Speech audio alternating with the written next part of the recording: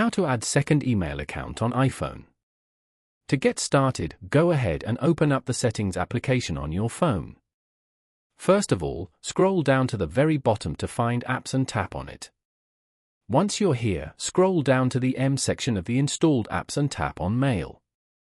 Here, you can manage your email accounts and mail-related preferences. Inside the Mail menu, tap on the Mail Accounts option at the very top.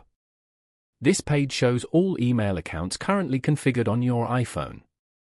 Now, tap on Add Account to begin adding a new one. From the list of providers, select Google.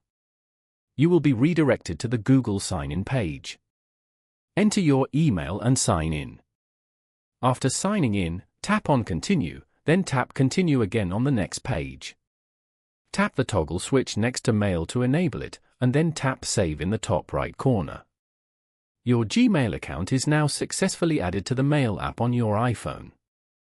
Following these steps, you can easily add a second email account on an iPhone.